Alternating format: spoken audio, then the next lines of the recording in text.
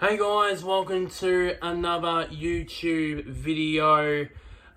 This one is, of course, is the final Big Bash match review for quite a while.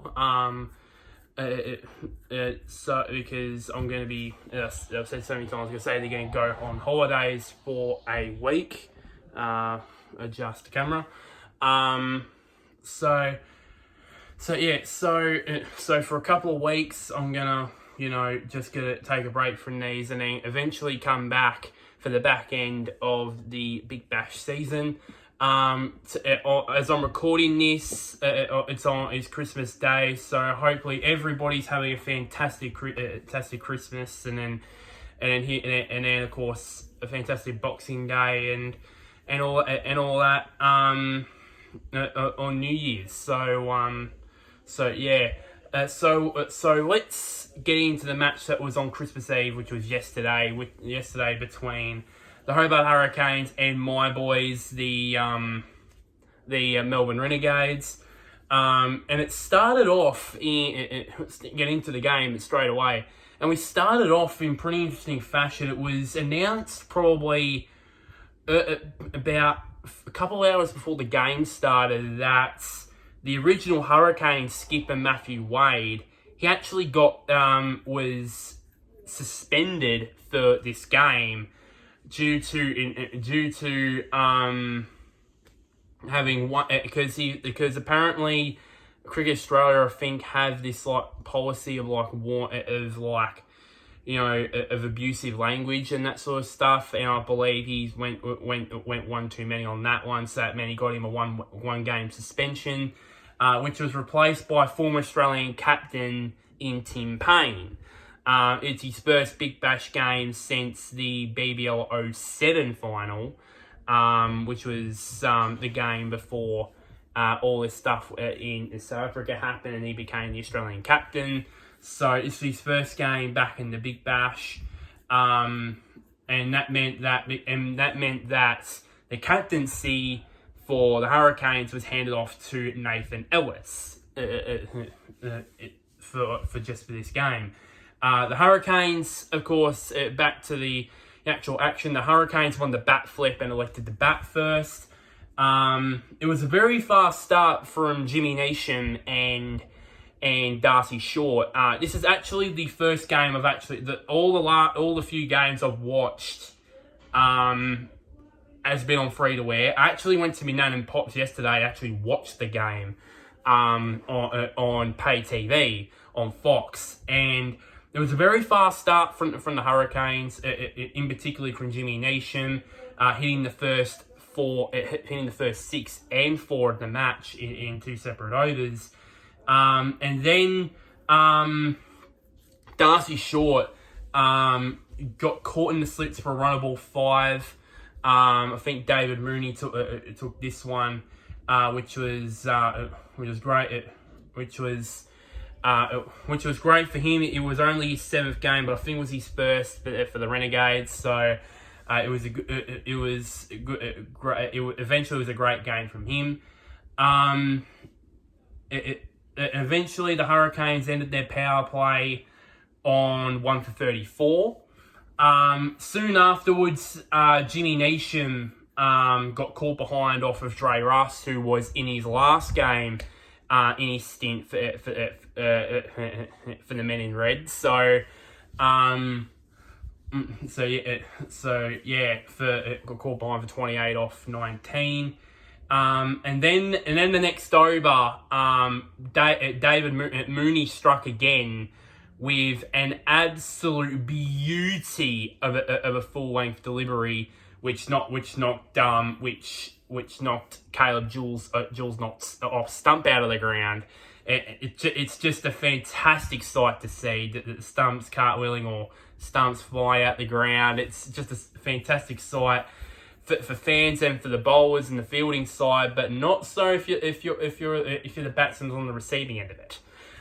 It was an absolute brilliant delivery to flatten the off stump, really knock the off stump out of the ground, which was, I think, the first time that's actually happened this season, with the stumps flying out of the ground. on that in that front. Then out came Shadab Khan. Out came Shadab Khan. He didn't last long. And he was caught on the boundary with this brilliant catch from Jake Fraser-McGurk. I mean, he's taken some blinding catches in the last few seasons. I remember the one last season against the Strikers. It was an absolute beauty. Still think it's one of the best catches I've ever seen. But this one's not far off because he had to catch it on the boundary, throw it up, and then in the field of play. It took a long time for the third umpire to reach a decision, really. I thought it was pretty straightforward that he still catched it and kept it in the field of play. But he caught it. It was caught brilliantly and handed Dave Mooney, the son of Tom, his third wicket.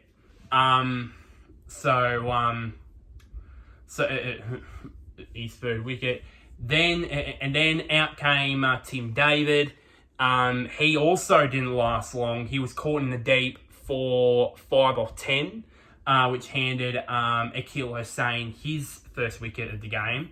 And then a bit of an error from the Hobart Hurricanes when Asif Ali came out, and they should have. And when he came out in the 11th over, they should have probably. Some of the commentators were saying that they should have taken the power surge when he went out there, but they didn't, and it ultimately ended in him getting caught at fine leg for 4 off 5, which handed Dre Russ his second wicket.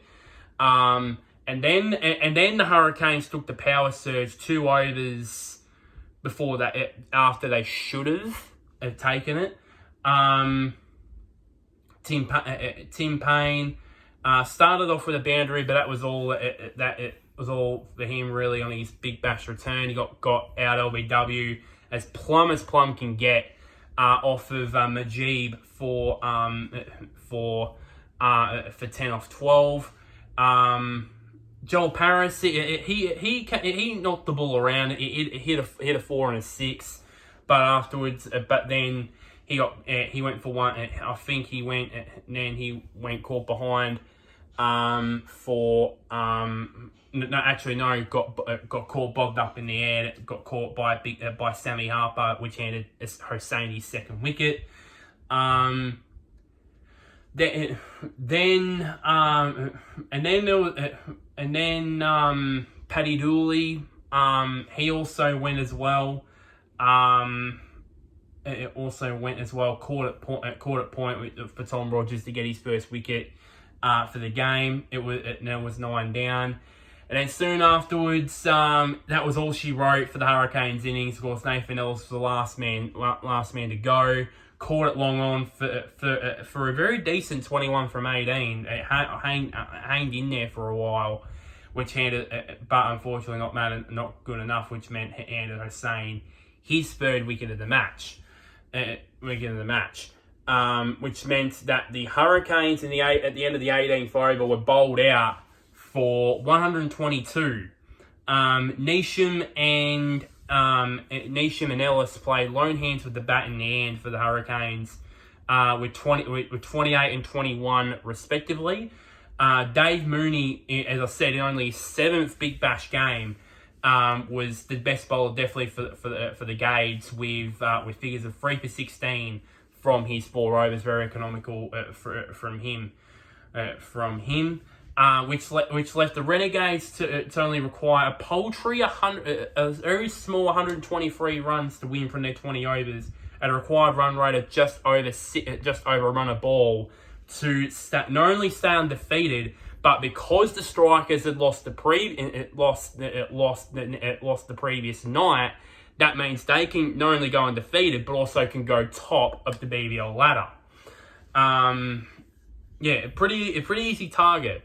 Target 123, or so we thought. It wasn't a good start with Captain Nick Madison caught in the deep. I mean, for someone of Maddo's experience and and caliber. That was a very, very poor shot from him. He should have known that there was going to be someone out in the deep for that shot, and he didn't. And there wasn't, to be honest. Jake Fraser McGurk came out. He has not been good ever since he started playing for us with the bat. And it just shows, just stumped. What on earth was he doing? What on earth was he doing? I think he got stumped in the end by Paddy Dooley, I believe. I think it was stumped off of the windmill. Paddy Dooley for only just the 1 off 3 deliveries, which was very poor from him. Then Sammy Harper was caught in the covers. Caught in the covers for a run of ball 6. And just like that, we were in almost the exact same situations we were down at Geelong against the Brisbane Heat with 3 for 11. Not as worse as 4 for 9, but 3 for 11, sort of, thereabouts.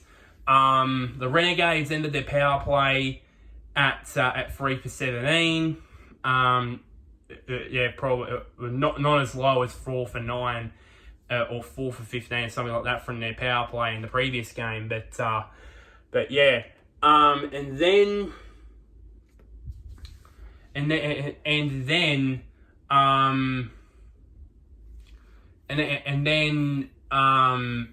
Finchy, he was looking to stay out there like he's done for the last couple of games. Unfortunately, it was the case of third time unlucky for Finchy because he got caught behind for 13 off 18. It was the 4th time that Aaron Finch has been dismissed by Shadab Khan in his career.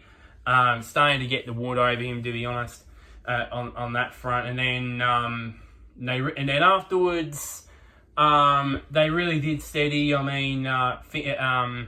O'Wells and Russell hung in there for a bit. The Gades at the halfway mark were 4 for 50, and they still needed that 73 runs from 10 overs. So we were not far behind. I kept on saying throughout most of this run chase, all we needed was an over of 10, 15, 20 runs. And then that's all we need. And then we're back in control. And then we're in control of this run chase. But it never really got to that stage. It wasn't until the end of the run chase where we started getting into it. But we were behind the 8 ball pretty much all this innings, pretty much. And then Andre Russell, David Saka, the head coach, was actually on there, and he actually spoke. He actually said that we were planning on at the 12th over to take the power surge, because I don't think we never did take the power surge, to be honest. Looking at the timelines from some of the other matches on cricket.com.au and the cricket info on ESPN cricket info. It doesn't show that they had actually taken the power surge at all. I thought that both the first innings and the second innings, it just automatically at the 9th over, just you take the power surge automatically. But I don't think it did. I think that's a rule where that's a rule where only the first innings you do that, but then the second innings, if you don't take the power surge, you just don't take the power surge, pretty much. That's probably a rule that I would suggest they should look into, and that's have both of the power surges be automatically at the 19th over be enforced. But they were planning on Dre Russ to take the power surge at the 11th over. But as he said that, Dre Russ went for probably a shot that he probably shouldn't have played, got knocked over by Riley Meredith, and I thought, geez, we are in a lot of trouble. we're in a lot of trouble, obviously. Some of our normal match winners are gone. We still had John O'Wells, and I thought John O'Wells, we experienced head on him that hopefully he could control the innings. That didn't happen because he held out on the deep soon after that for 26 or 33, which handed Shadab Khan his second wicket. Handed Shadab Khan his second wicket. And then soon afterwards, Akil Hussain, after hitting a six into the crowd, he tried to go for one too many. It didn't come out. It didn't hit it right, and unfortunately got caught in the deep. And a pumped Paddy Dooley also got his second wicket. So it was wickets all around really for the Hurricanes on that front. And just like that, we were 7 for 68, and I thought, oh no, we're not barely going to get past 70 or 80 here by this stage. Then Tom Rogers, he also got knocked over for on ball 5, which handed Riley Meredith his third wicket. Majib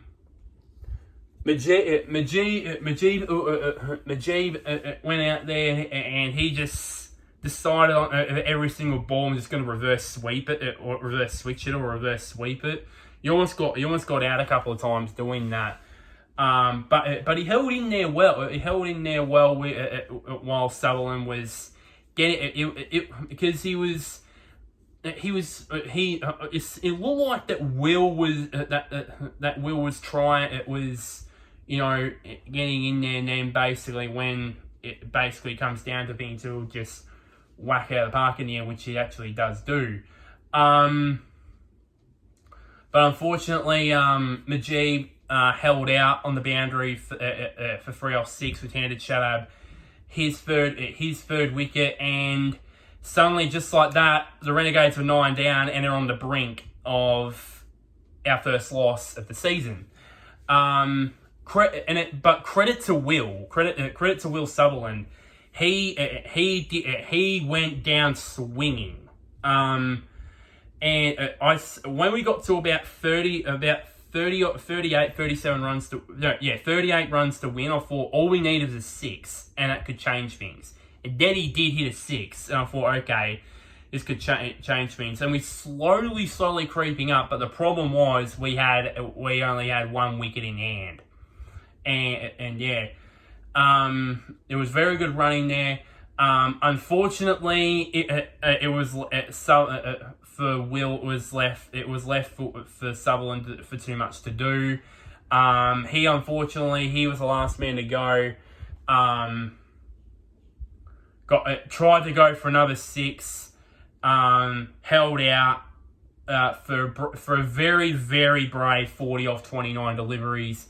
We got Joel Paris also again got his second wicket, which left the Renegades bowled out for 114 from 19.2 overs, falling 8 runs short of the target of 123. Sutherland, of course, played a very, very lone hand for the Renegades at 40 off 29. In a almost match-winning performance, just about almost a match-winning performance. I even said during that final over, before the final over, I said to myself, if we get out of this, you would have seen a very different yours truly on camera right now if we had gotten over the line, but we didn't in the end. Riley Meredith, he was just unstoppable with the ball in hand for the Hurricanes. With 4 overs, 3 for 12. He was just unstoppable, unplayable, really, for the Hurricanes. And that meant that the Kane train ended up winning by 8 runs, handing the Gades their first loss of BBL 12. And so they should. They deserved it. They just actually bowled the freaking lights out. On a pitch that Finchy said while he was on the mic in the field, that's there was a bit on the slow side. The pitch it looked like to me that if you look at the pitch from the naked eye on TV, it didn't look like it was no blade of grass on it. It looked like for me it was going to be a very good batting pitch, and they just didn't look like the Hurricanes didn't play it very well, being bowled out for 122 in 18 overs. But it didn't look like but I think the Renegades probably underestimated it and just thought, maybe just knock it around and all that. But unfortunately, that didn't happen, and they allowed the Hurricanes back in. And once they got in, then there was no letting go for them, and basically, and by the time Sutherland was starting any boundaries, it was pretty much all too late, really, on that front. Not surprisingly, Meredith, for his speed for 12 or 4 overs, was named man of the match for his efforts. So about the Renegades, I think for me, I'm worried that I think our weakness is our top order in the last few games, last couple of games in particular. I think I even said to me Pop this after the game, that the Heat top order collapse when we were 4 for 9 was a bit of a precursor to this performance yesterday. It was a bit of a precursor, really, to what was going to happen, and as the old saying goes, you can't win them all. This dream run at the start of the season has come to an end. But but one thing I can add it to about the Renegades, they made the Hurricanes work for it. When they got to about 7 for 68, when Hossein went out, I thought, oh God, here we go. We're gonna get bowled out for 70.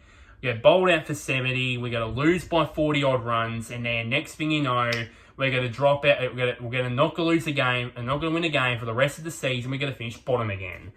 But I think that the way that Will Sutherland went about that innings was that if we get for every time this season if we're going to lose, we're just going to lose by tight margins, not by very big margins like we have done for the last 3 seasons. So I still sense a bit of a change there, but I think the boys need to pick themselves up real quickly, and I'm confident that they will, and with this side we got this season, and pick themselves up and hopefully go at it again for their next game.